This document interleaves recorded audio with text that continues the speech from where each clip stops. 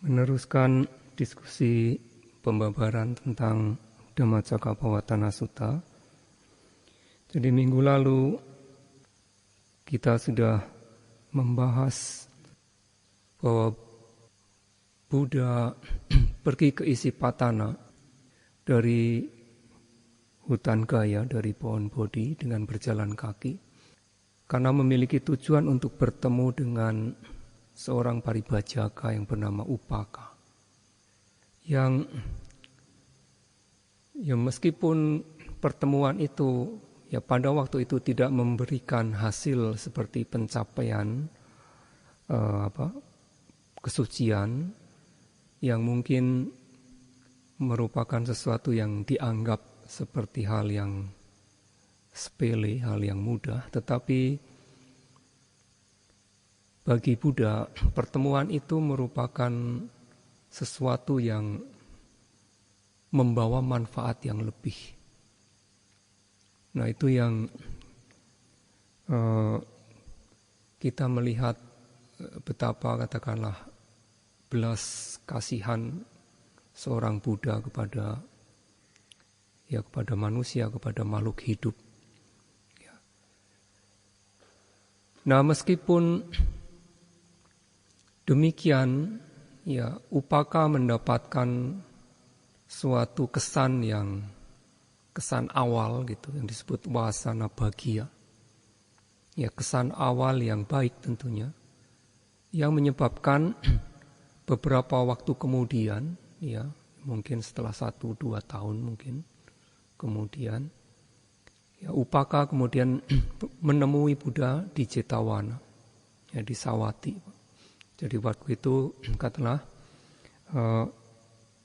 wihara Jetawana sudah dibangun. Nah, yang menyebabkan Upaka kemudian menjadi murid Buddha, mendapatkan penapisan awal dan penapisan lanjut, Pabbajja dan Upasampada. Dan ketika berlatih dalam waktu yang tidak lama, Upaka mencapai tingkat kesucian anagami. Dan dikatakan tidak beberapa lama lagi Upaka meninggal, dan karena beliau adalah seorang anagami, kemudian terlahir lagi di alam Sudawasa, di alam Awiha, alam terendah dari Sudawasa bumi. Dan di sana dikatakan Upaka mencapai tingkat kesucian arahata. Jadi melihat hal itu, Buddha berjalan kaki dari pohon Bodhi menuju Isipatana. Dan kemudian ketika bertemu dengan 5 petapa di Isipatana,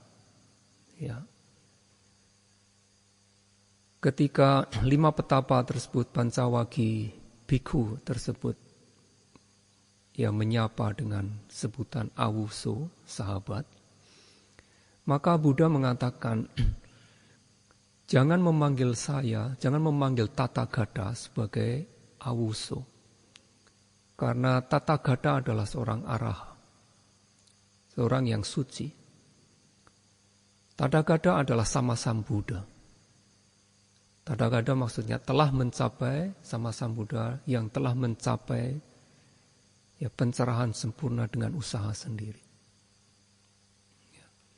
Maka pada waktu itu Buddha mengatakan kepada 5 petapa tersebut, dengarkan Pancawagi Bhikkhu, saya akan mengajarkan Dhamma. Saya akan memberi instruksi, saya akan mengajarkan Dhamma kepada kalian. Jika kalian mengikuti instruksi yang saya berikan ini, maka dalam waktu yang singkat, tidak perlu waktu yang lama, di dalam kehidupan ini juga kalian akan dapat merealisasikan pengetahuan adibiasa atau pengetahuan tinggi, merealisasikan kesucian seperti mengapa kalian menjadi seorang petapa, demikian. Buddha mengatakan demikian. Nah, tetapi 5 petapa itu menolaknya. Sama seperti Upaka sebetulnya. Upaka bertemu dengan seorang Buddha. Ya. Dan jelas-jelas Buddha menyatakan bahwa dia seorang araha, seorang Sammasambuddha yang telah mengetahui, memiliki kemahatauan, telah mengikis semua kekotoran batin dan lain sebagainya. Tetapi Upaka, karena dia merupakan murid dari Niganta, Nata Buddha, dan masih memiliki didik pandangan salah yang kuat, maka meskipun berjumpa dengan seorang Buddha, berhadap-hadapan langsung, dan mendengarkan pernyataan langsung dari seorang Buddha, ya tidak membawa sesuatu yang lebih, tidak bisa membawa kepada kesucian pada waktu itu. Jadi kalau seseorang kita memiliki pandangan yang salah, ya, nah ini akan menghambat segalanya, menghambat kemajuan spiritual kita ini. Nah, selama kita memiliki itu, ya kita akan berhenti di situ. Maka seperti dalam khotbah saya yang lalu, meskipun kita terlahir sempurna, ya kita terlahir sebagai manusia yang memiliki 3 akar, ya aloba, adosa, amoha, dan kita juga hidup di zaman sejaman dengan Buddha, katakanlah. Tetapi kalau kita memiliki didik, kita memiliki pandangan salah, maka kelahiran itu menjadi suatu kelahiran, suatu momen, suatu saat yang tidak menguntungkan, disebut demikian. Itu menurut Akana Sutta demikian. Ya. Nah, 5 petapa Pancawagya Bhikkhu ini menolaknya dengan mengatakan, ya sahabat, ya Anda ini selama 6 tahun ya berusaha dengan keras menjalankan dukkaracarya pertapaan dengan penyiksaan diri, dengan demikian hebatnya, demikian kuatnya. Dengan cara demikian pun ya Anda ini tidak mendapatkan suatu pengetahuan yang melebihi manusia biasa. Nah sekarang ya Anda ini telah hidup mewah, meninggalkan perjuangan yang semacam itu, dan sekarang kamu datang ke sini dan mengatakan akan memberikan instruksi mengajar Dhamma. Ya apa yang kamu bisa berikan kepada kita, istilahnya demikian. Jadi 5 petapa juga memiliki keyakinan bahwa hanya dengan dukkaracarya, hanya dengan praktek penyiksaan diri itu yang akan dapat membawa kepada pembebasan. Dan itu satu-satunya cara yang diyakini pada waktu itu demikian. Nah, mereka melihat sendiri bahwa ya petapa Gotama ini sudah kembali kepada kehidupan biasa, mengkonsumsi makanan lagi, nah, itu seperti meninggalkan perjuangannya untuk mencapai keabadian, ya amata dhamma tadi. Sekarang datang dengan menyatakan ingin memberikan instruksi mengajarkan dhamma. Nah ini yang menyebabkan ya 5 bhikkhu ini tidak memiliki keyakinan. Ya. Nah, tetapi Buddha mengatakan untuk kedua kalinya dan untuk ketiga kalinya, Buddha mengatakan, dengarkan. Ya, saya akan memberikan instruksi. Pertama Buddha mengatakan, saya tidak hidup mewah. Saya tidak meninggalkan perjuangan. Saya tidak berhenti berlatih. Ya, maka dengarkan. Saya akan memberikan instruksi, dan kalau kalian mengikuti instruksi ini, tidak dalam waktu lama. Di dalam kehidupan ini juga kalian akan dapat, kalian sendiri akan dapat merealisasikan pengetahuan adibiasa. akan merealisasikan kesucian seperti tujuan kalian ini meninggalkan kehidupan rumah tangga menjadi betapa. Nah, Buddha tegas sekali di sini mengatakan, kalau kalian mengikuti instruksi yang saya berikan, maka tidak dalam waktu lama. Nak cirasewa. Tidak dalam waktu lama. Di Dewa Dhammi, di kehidupan ini juga kalian akan dapat merealisasikan sendiri. Kalian sendiri akan dapat merealisasikan kesucian itu. Akan dapat merealisasikan pengetahuan adibiasa, pengetahuan tinggi itu. Jadi kalau mengikuti instruksi yang diberikan. Nah, apakah kalian sudah mengikuti instruksi yang diberikan atau tidak? Kalau mengikuti instruksi yang diberikan, Buddha mengatakan tidak dalam waktu yang lama. Nah, ini sebagai kritik bagi kita. Apakah kita sudah menjalankan sesuai dengan instruksi dari Buddha? Tidak. Kenapa kita belum mencapai-capai? Ya kita jawab sendiri secara jujur.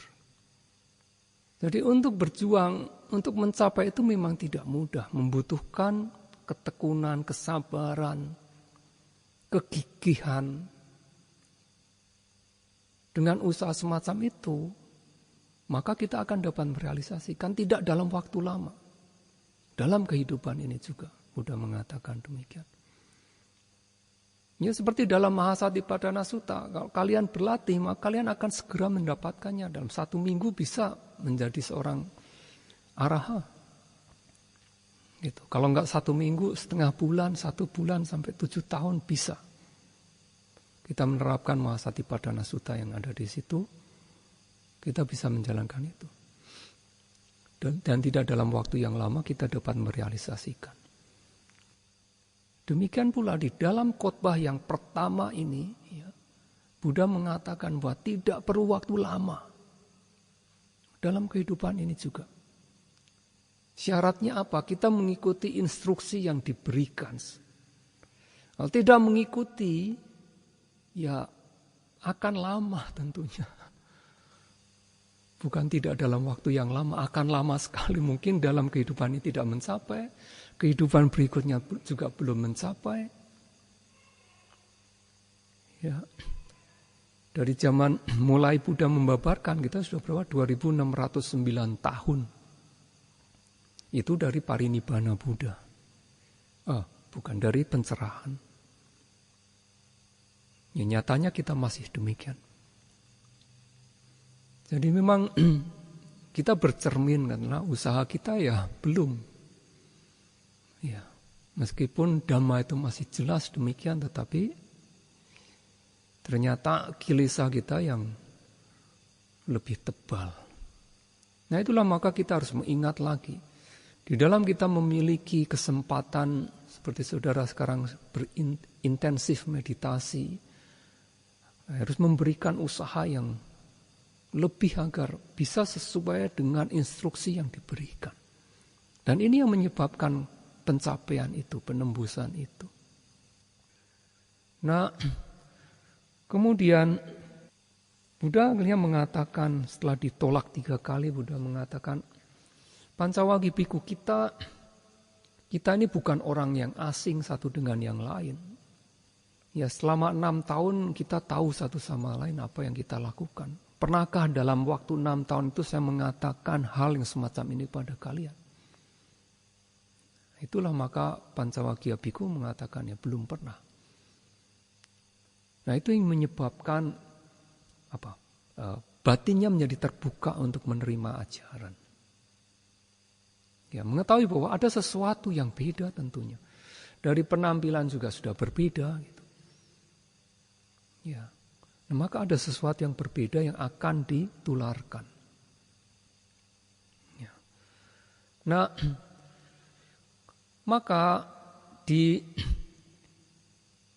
Dhammacakkappavattana Sutta, ya pada bagian awal pembukaan itu adalah Ewang Me Sutang dan lain sudah saya jelaskan. minggu lalu. Ya. Maka kemudian Buddha mengatakan ya bahwa ada dua hal yang harus kita hindari. Beliau mengatakan demikian. Dueme pikawe antapabajite nak siwidapa. Ya, Buddha mengatakan demikian. Dueme pikawe antapabajite nak siwidapa. Para biku ya. Dueme ime due. Dua ini, ada dua hal ini ya. Anta adalah artinya sebetulnya suatu bagian gitu. Tetapi di sini bisa diartikan suatu bagian yang ujung yang satu dan ujung yang kanan dan kiri di ujungnya. Dua yang ekstrim. Ime due anta, dua ekstrim ini. Ya. Pabajitina nak sewidapa yang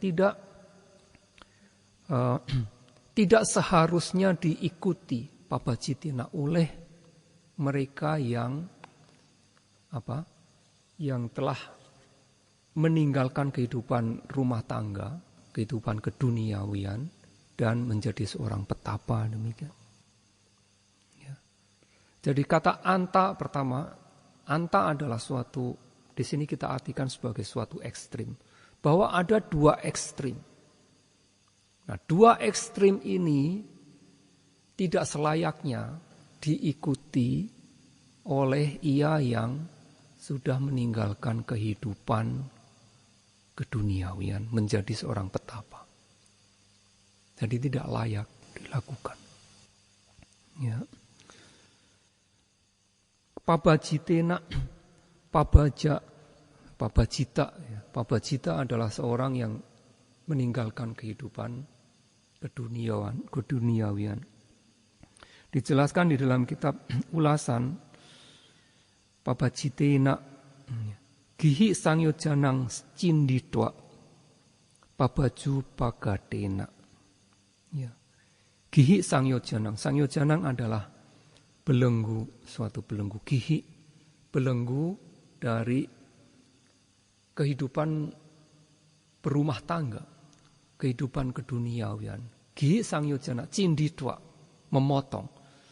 Setelah memotong belenggu kehidupan keduniawian, pabaju pagadena, dengan mendekati, dengan masuk ke kehidupan sebagai pabaja, sebagai kehidupan yang meninggalkan kehidupan rumah tangga sebagai seorang petapa. Itu adalah seorang pabajita, adalah demikian. Jadi dia memotong. Kenapa seorang menjadi seorang pabajita sebagai seorang petapa? Dia harus memotong belenggu dari kehidupan keduniawian dan menjadi seorang petapa. Mendekati kehidupan sebagai seorang petapa. Kita tidak memotong belenggu kehidupan sebagai perumah tangga. Kita tidak bisa menjadi seorang petapa. Nah, maka ia yang telah menjadi seorang petapa, maka dua ekstrim ini tidak layak untuk diikuti. Nak sewidapa, nak walanjitapa, tidak menjadi tujuan, katakanlah. Tidak bisa dijadikan sebagai tujuan, tidak sebagai tempat di mana kita berada di situ. Nak walanjitapa, nak sewidapa, tidak selayaknya diikuti.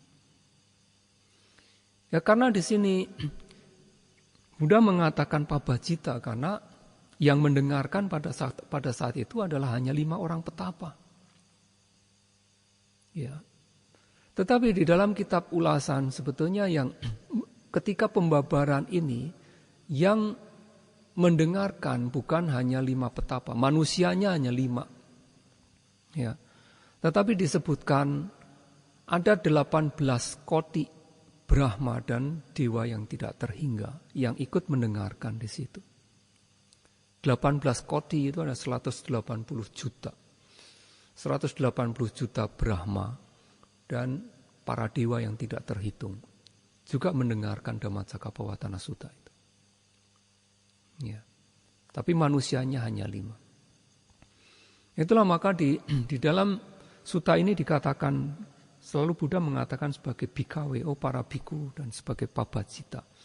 Jadi dua ekstrim ini tidak selayaknya diikuti oleh ia yang telah menjadi seorang pabajita, sebagai petapa. Ya, kata Medwi, apakah dua itu? Yo cayang kamesu kamasuka lika nuyoko, hino kamo potu janiko anata sang hidup. Yang satu lagi, yo cayang atakila mata nuyoko, duko anario anata sang hidup. Jadi ini ada dua ekstrim tadi. Ya, yo cayang kamesu kamasuka lika nuyoko. Ya, ayang dis, ya ini yo kamesu.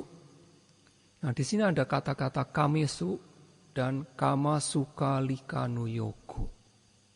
Kamasuka lika nuyoka. Maka dua hal ini mengacu pada dua hal yang berbeda. Ya.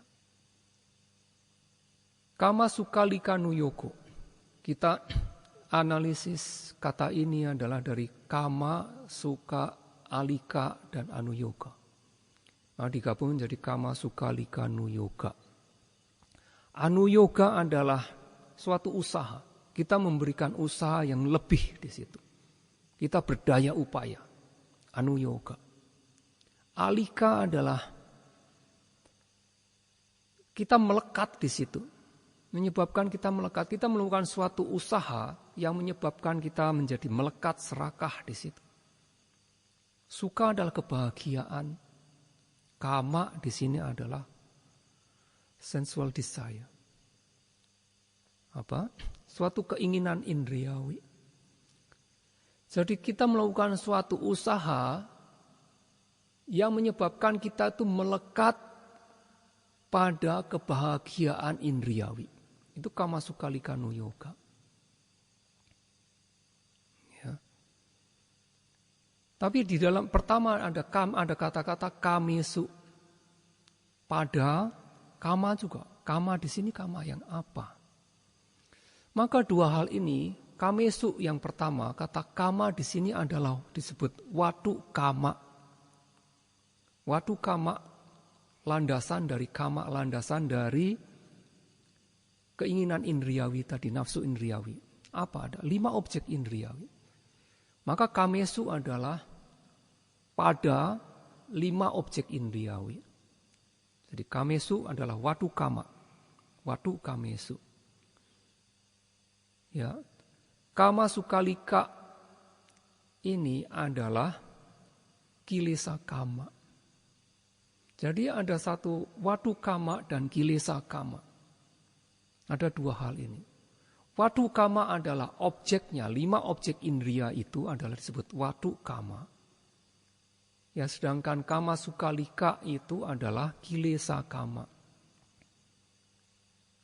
Ya, bentuk kekotoran batin tentang nafsu indriawi adalah tanha. Jadi yang satu berbentuk materi, rupa, watu kama adalah rupa, 5 objek indria. Kama suka adalah kilesa kama, dia adalah bentuk kilesa, bentuk batin, yaitu tanha atau loba, demikian. Ya. Jadi kilesa kama suka lika nuyoga atau kilesa kama, ya, kilesa kama sukasa anuyoga. Kita melakukan usaha untuk mendapatkan kebahagiaan yang menyebabkan adanya nafsu keinginan yang kuat pada indriawi itu pada 5 objek indria. Itu adalah kamesu kamasukalika nuyoga. Jadi ada usaha di situ. Nah pada umumnya demikian. Apa yang kita lakukan manusia pada umumnya adalah kita mengejar kepada hal itu. Kita tidak menyadarinya. Nah kalau kita melakukan itu, Buddha mengatakan hino, gamo, potujaniko, anario, anata sang hidup. bahwa dia yang sudah menjadi seorang pabajita, seorang petapa, ya, melakukan usaha yang menyebabkan kita melekat pada kebahagiaan indriawi, ya, pada watukama tadi, pada 5 objek indriawi tadi. Buddha mengatakan itu adalah hina. Itu adalah rendah, inferior. Sesuatu yang rendah, sesuatu yang inferior. Ya, gamo. Gamo adalah seperti apa? Seperti orang-orang desa dikatakan gama wasinang wiya, seperti orang desa. Ya. Gama wasinang santako. Ya, itu adalah sesuatu milik orang-orang desa, bukan hanya orang desa. Di sini hanya dikatakan gama wasi. Termasuk nigama wasi, nagara wasi. Gama wasi adalah orang desa, nigama wasi adalah mereka yang tinggal di kota niaga, kota yang sedikit lebih besar, kota kecil. Nagara wasi adalah mereka yang tinggal di kota besar, sama saja. Baik mereka tinggal di desa, di kota kecil, di kota besar, itu yang disebut gamo di sini. Maka biasa diartikan sesuatu yang pengejaran semacam itu disebut gamo, sesuatu yang kasar. Maka yang sudah menjadi pabajita, kalau melakukan pengejaran untuk mendapatkan kebahagiaan indriawi pada 5 objek indriawi tadi, maka itu adalah hina, rendah. Gamo, kasar, kampungan. Gamo. Meskipun orang kota juga tetap kampungan. Karena pengejarannya pada hal yang indriawi terus. Ya. Podu janiko. Hanya orang-orang yang masih memiliki kemelekatan pada keduniawian saja. Podu janiko. Ya, memiliki kebiasaan seperti orang pada umumnya saja. Yang belum mencapai tingkat sucian apapun juga. Ya. Nah, itu tidak sesuai bagi seorang petapa. Maka disebut podu janiko. Ya. Anario adalah tidak mulia. Sudah menjadi pabajita, masih mengejar hal-hal yang bersifat indriawi semacam itu adalah tidak mulia. Anatta sanghito, na'atta sanghito, tidak bermanfaat bagi diri sendiri. Sudah menjadi pabajita, melepaskan kehidupan keduniawian, menjadi pabajita, menjadi petapa, masih mengejar kesenangan indriawi, ya, melekat pada 5 objek indriawi, tidak bermanfaat. Sudah mengatakan demikian. Ini kritik pedas bagi kita. Ya. Itu menyebabkan kenapa kita tidak mencapai juga sebetulnya. Salah satunya adalah demikian. Kita lihat saja diri kita sendiri. Kita bercermin sebenarnya. Kita melihat, kita membaca sutta. Ya kita seperti bercermin apakah kita sudah menjalankan instruksi dari Buddha atau belum. Gitu. Kita harus mengakui diri sendiri. Ya. 5 objek indriawi, ya watukama, bentuk penglihatan, rupa atau wana. Jadi kata rupa dalam bahasa Pali, ini dalam pengertian general adalah rupa materi, seluruh bentukan yang berwujud, hal-hal yang berwujud, semuanya ada disebut materi. Ya. Dan ada kata rupa yang digunakan sebagai objek penglihatan. Maka sering disebut sebagai wana. Wana adalah warna dalam bahasa Indonesia. Ya. Jadi penggunaan kata rupa dalam dua hal. Bentuk penglihatan. Ya. Sada, kemudian sada adalah suara. Ganda adalah bau. Rasa adalah rasa dalam bahasa Indonesia sama. Kemudian potaba adalah sentuhan, objek sentuhan. Ini adalah watukama. Ya. Objek indriawi, landasan dari objek indriawi adalah demikian.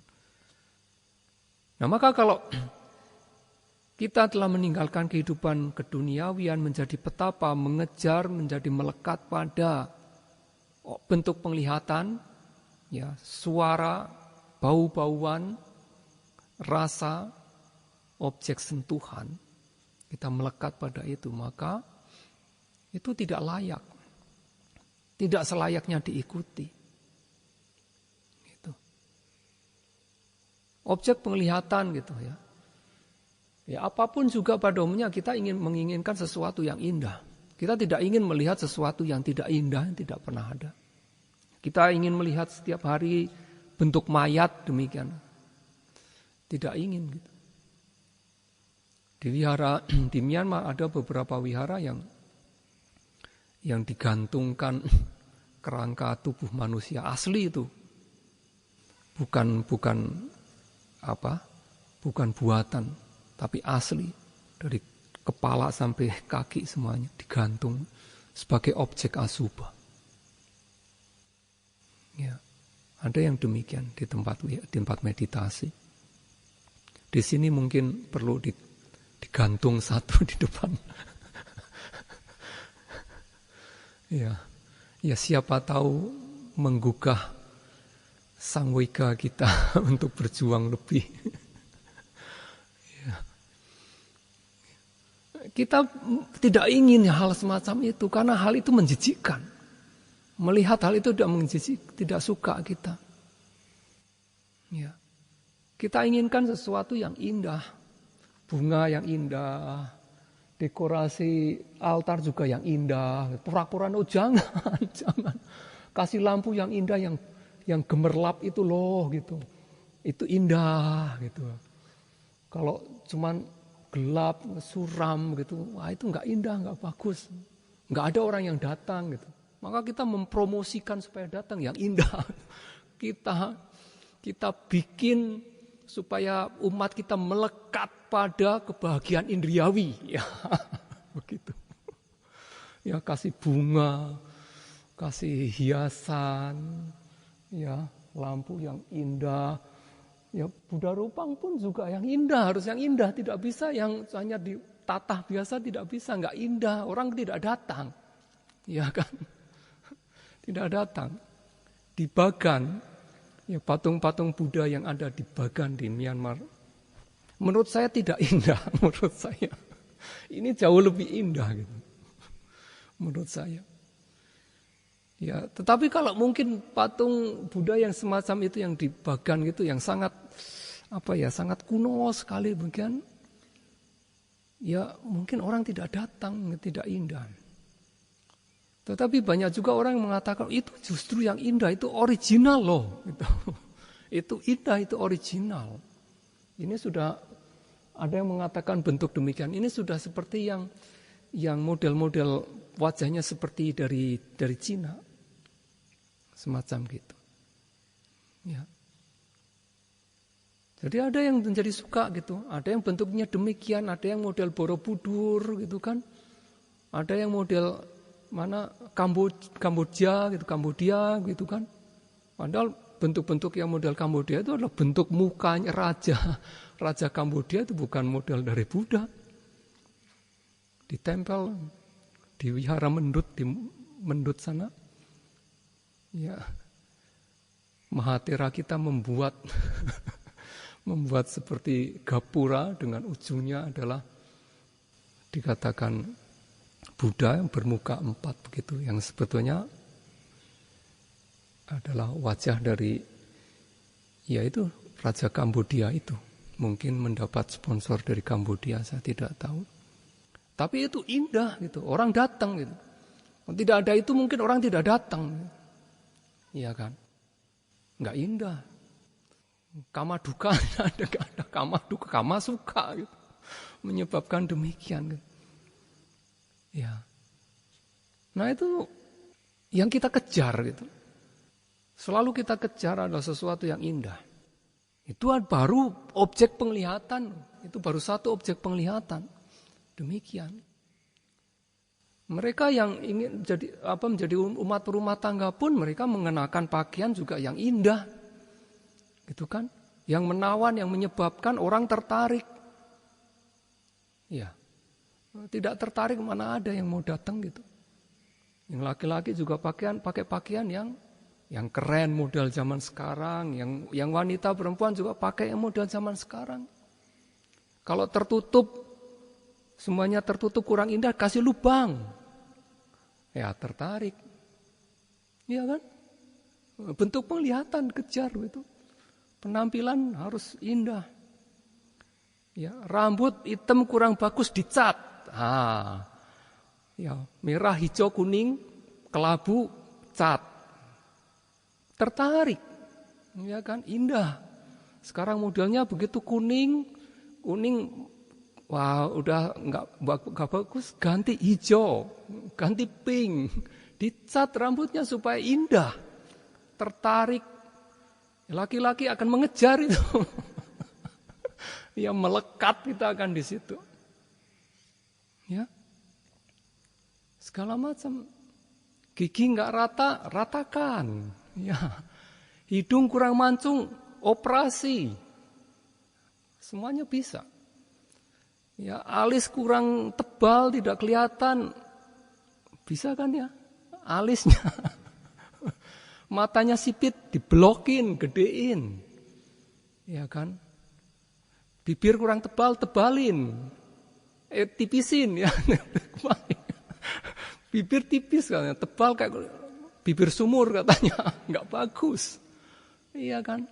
Dagu, bulat, lancipin sekarang katanya. Supaya indah. Kita melekat di situ. Kejar di situ. Ya.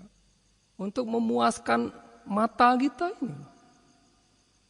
Ya, demikian kita lakukan.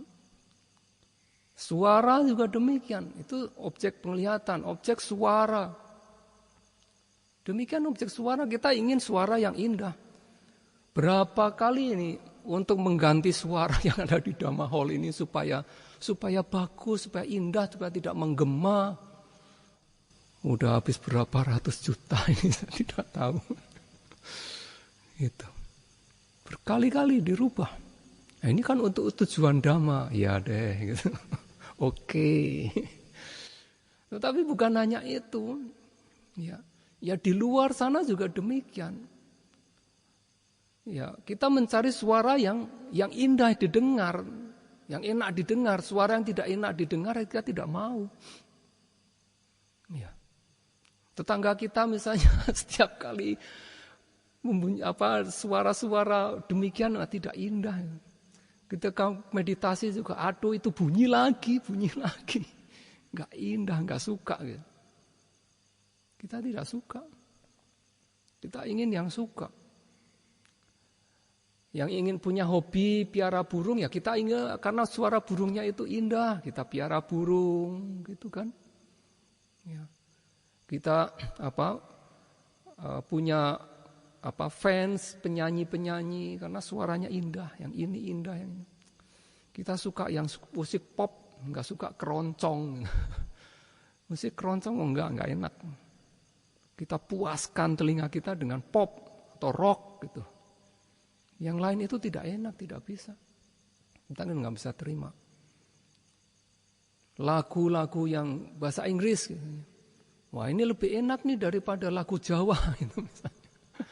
Nah, orang Jawa lebih suka ini enak tuh lagu Dandang Gulo, lagu Jawa. Ini lagu Sunda di sini Kecapi Suling tuh enak sekali tuh mendayu-dayu itu dari tetangga sebelah itu. Dangdut gitu, ini lebih enak nih daripada bahasa Inggris, nggak ngerti itu apaan itu, nggak ngerti itu. Kita puaskan dari indria telinga kita juga kita mengejar supaya dapat suara yang indah. Suara yang tidak indah, suara yang tidak enak, tidak merdu, kita tidak mau. Kita puaskan di situ. Dan kita selalu diarahkan ke situ. Setiap saat kita diarahkan kepada untuk mendapatkan suara yang indah dan kita dibuat melekat di situ.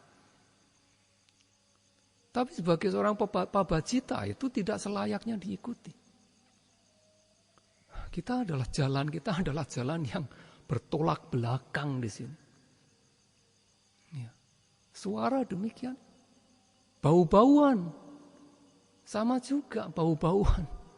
Kasih bunga di sini supaya wangi Bante. Iyalah. Ya. Di kamar kita semprot supaya wangi, tidak bau kecoak.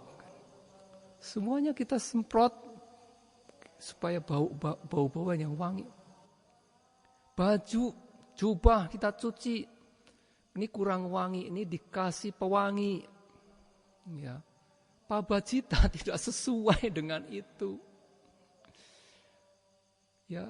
Sabun kita juga yang wangi, tidak sesuai untuk pabacita juga. Ya. Semua yang wangi-wangi, yang menarik perhatian itu, yang membawa ketertarikan itu, yang membawa kemelekatan itu tidak sesuai dengan pabacita. Itu dari khotbah yang pertama Buddha sudah mengatakan demikian. Menyebabkan kita melekat di situ. Itu bukan yang layak untuk diikuti oleh pabacita, oleh petapa, tidak sesuai. Kita mencari begitu. Ya. Bau-bau makanan juga kita cari yang bau yang sudah enak dulu, yang merangsang hidung kita ini yang enak. Ini kurang enak. Ya. Buah-buahan, sayur-sayuran, apapun kita cium dulu, kita endus, kita cium dulu ini enak wangi tidak gitu. Tidak wangi ya no, tidak bisa. Sudah pasti pikiran kita adalah tidak wangi, tidak sesuai. Ini enggak enak. Tidak bisa. Maka ya wangi yang kita kejar di situ. Kita puaskan indera kita untuk bau-bauan juga demikian. Di sekeliling kita menginginkan bau yang enak. Ya kan? Bau yang tidak enak kita singkirkan. Sampah. Nah, tidak enak. Ya. Kuti saya di sana setiap kali dipupuk, baunya bau tai kambing terus. Tidak enak gitu. Ya. Aduh, membau setiap kali membau, noting membau. Smelling, tetap aja gitu. Tetap aja nggak enak punya ini. Maunya adalah coba kalau pupuk itu wangi gitu ya. Dan membuat tumbuh-tumbuhan juga subur gitu. Ya enggak apa-apa lah, yang banyak aja dipupukannya. Tapi ternyata tidak gitu. Pestisida semprot gitu. Waduh, baunya ampun. Ya kan, enggak enak, enggak mau, enggak suka. Kita enggak suka. Kita duduk sebelahan dengan orang yang bau juga kita enggak mau, kita pindah. Tidak mau kita. Karena bau. Iya kan? Tidak mau kita. Bau-bauan. Bau, rasa. Itu sudah pasti. Rasa kita mau cari rasa yang enak. Ada yang suka manis ya kita cari rasa makanan yang manis. Suka manis. Yang suka yang asem kita cari yang asem. Yang pahit ya kita cari yang pahit. Iya kan? Yang asin ya kita cari makanan yang asin gitu. Untuk memuaskan lidah kita. Waktu saya berkunjung undangan di Amerika, ada satu umat kita ya sangat generous sebetulnya. Ya. Si Victor.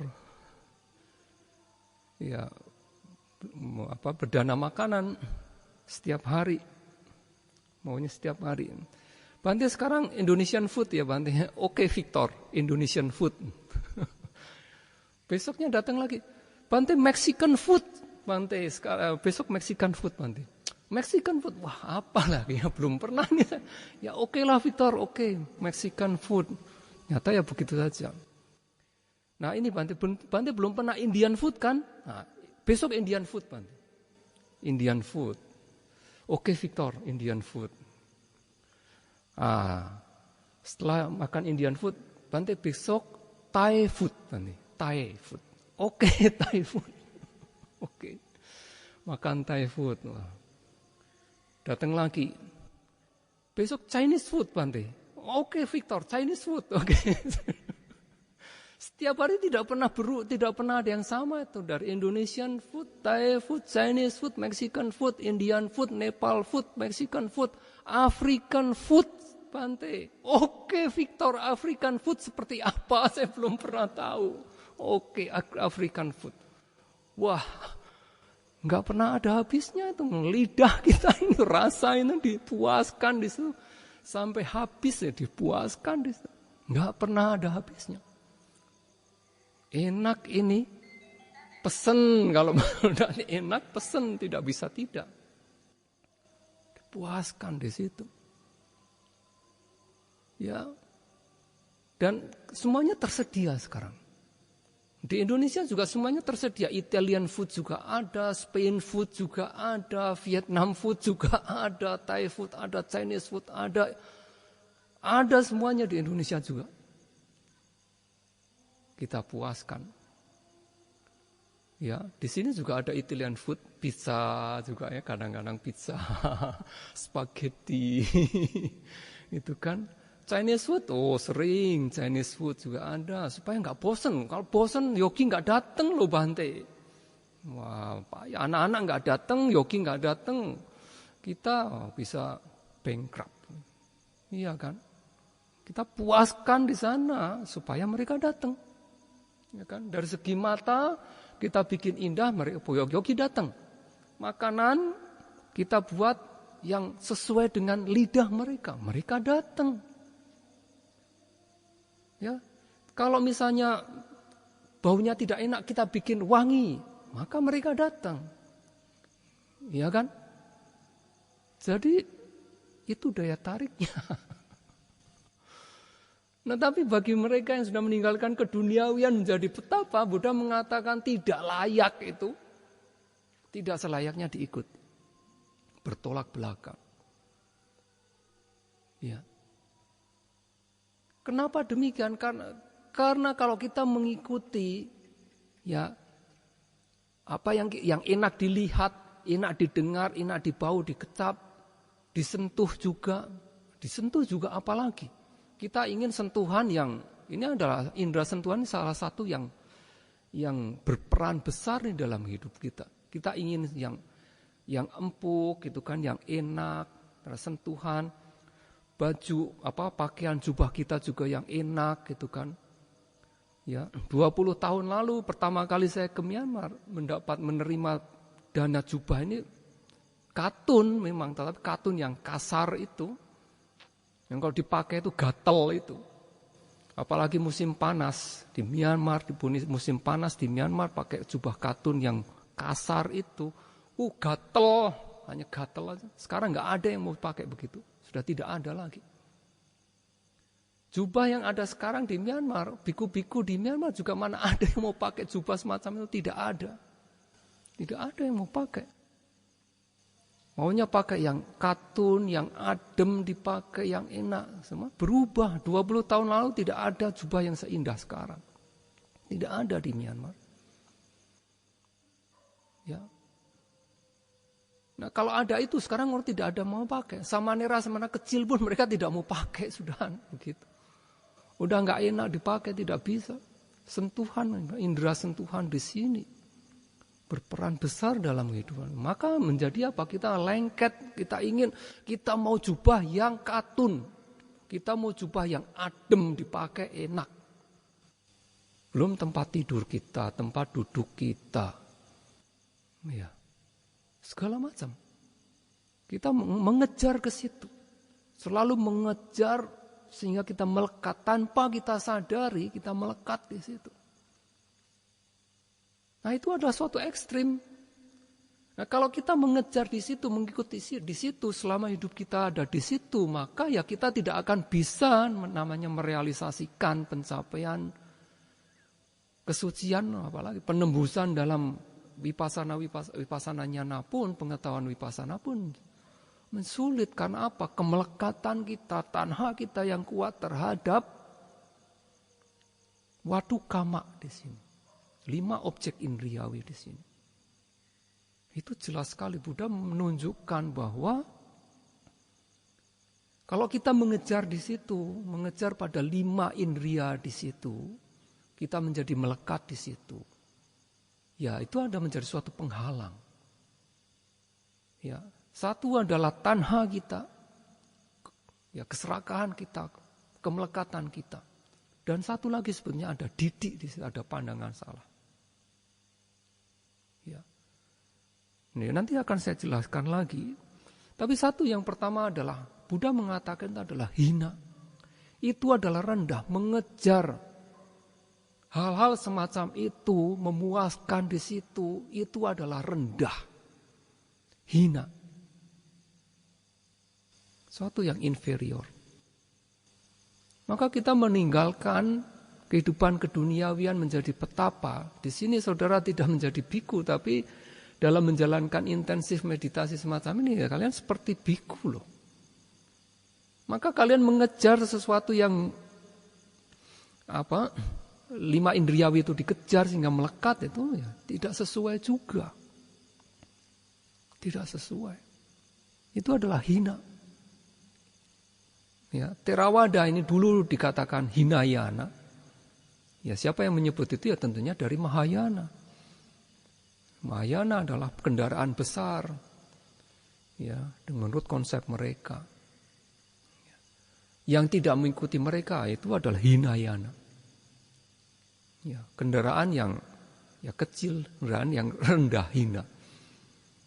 Maka itulah di dalam, saya kurang tahu kapan, mungkin tahun 50-an mungkin sudah ada demikian ketika ada suatu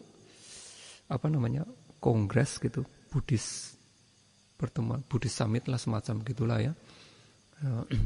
Bahwa penggunaan kata Hinayana ini adalah bukan yang sesungguhnya gitu loh. Ya, tetapi di dalam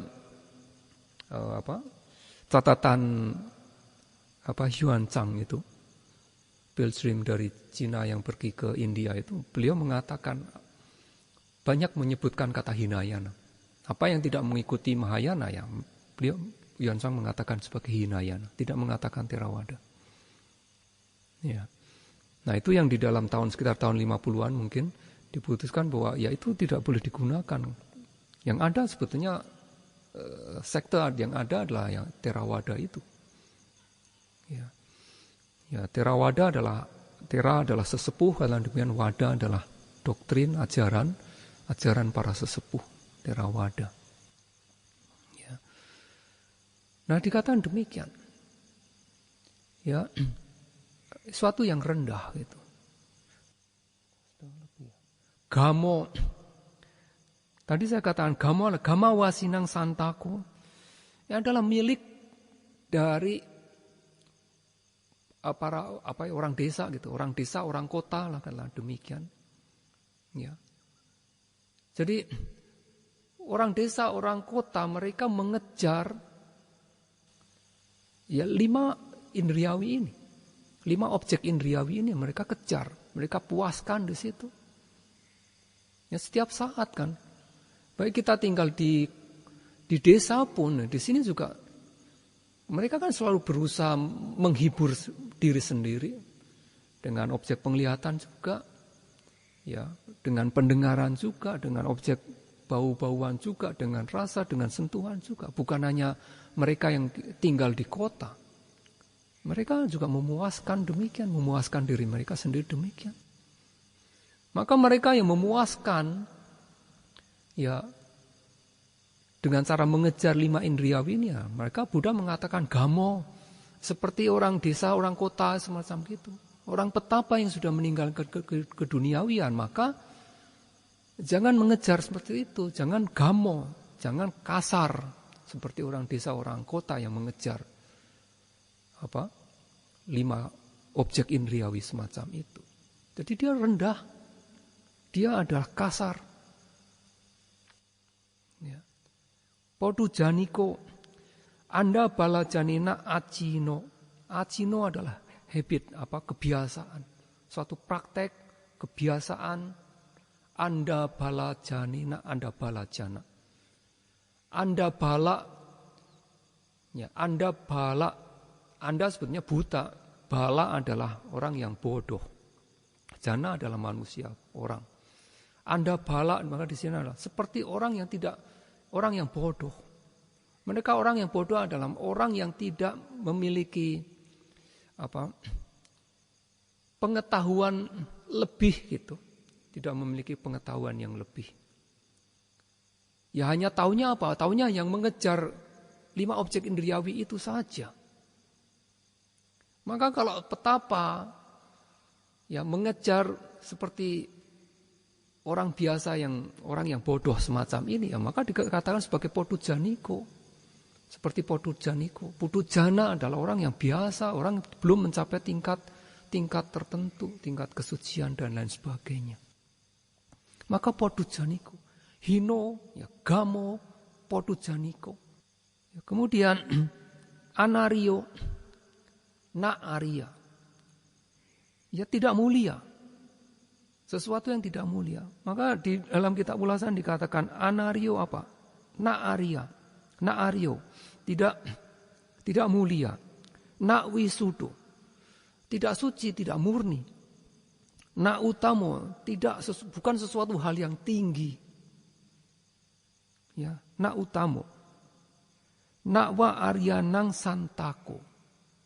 Na aryanang santako. Bukan milik mereka yang telah mencapai tingkat kesucian. Na aryo apa? Na aryanang santako. Tadi kalau pudujaniko apa? Disebut gamo apa? Gama wasinang santako. Milik orang desa, orang kota. Na aryo, na aryanang santako. Ya, bukan milik dari mereka yang sudah mencapai tingkat kesucian. Bukan milik orang suci, orang mulia. Jadi orang-orang yang telah mencapai kesucian, mereka tidak mengejar 5 objek indriawi ini, mereka tidak akan kejar. Tidak akan terjadi semacam begitu. Ya. Nah demikian pula kita sudah meninggalkan kehidupan keduniawian menjadi orang petapa, maka kalau kita mengejar 5 objek indriawi ini sehingga kita menjadi melekat padanya, maka disebut sebagai anario. Tidak mulia, tidak murni, tidak suci, ya, tidak sesuatu yang tinggi, dan bukan milik dari seorang yang Arya. Jadi meskipun kita belum mencapai tingkat kesucian tertentu, tetapi kita menjadi seorang petapa, maka kita tidak mengejar, tidak layak untuk mengejar, mengikuti, sehingga menyebabkan kita melekat pada hal-hal yang bersifat kesenangan indriawi tadi. Anario. Anata sanghido, na ata sanghido. Ya. Tidak memiliki manfaat. Maka di dalam kitab ulasan dikatakan anata sanghido apa? Na ata sanghido tidak memiliki manfaat. Hita suka waha karanang anasito tiado. Dia memiliki arti ya, anasito. Anasito adalah tidak berkaitan. Ya. Atau tidak apa ya? Tidak membantu, tidak memberikan kepada apa? Hita suka waha karana. Karana ini adalah sebab. Hita suka waha. Hita adalah kesejahteraan. Suka waha yang membawa kepada kebahagiaan. Maka anata sanghito. Tidak bermanfaat ini maksudnya apa? Tidak membantu, menyebabkan kita mendapatkan kebahagiaan dan kesejahteraan yang sesungguhnya. Mengejar menyebabkan kita melekat pada 5 objek indria ini ya tidak berkaitan, tidak menyebabkan kita mendapatkan kebahagiaan dan kesejahteraan yang sesungguhnya. Itu anata sanghido. Jadi kita tidak perlu mengejar di sana. Harus kita tinggalkan. Maka dia adalah suatu ekstrim yang harus kita tinggalkan. Jadi itulah 5 objek indriawi ini tidak layak diikuti, tidak layak dikejar oleh mereka yang meninggalkan kehidupan keduniawian menjadi petapa karena hinaan, rendah, gamo kasar, podu janiko seperti orang desa orang kota. Ya. Kemudian anario tidak mulia, anada sanghito, tidak memiliki manfaat, tidak bermanfaat. Maka harus ditinggalkan. Ya.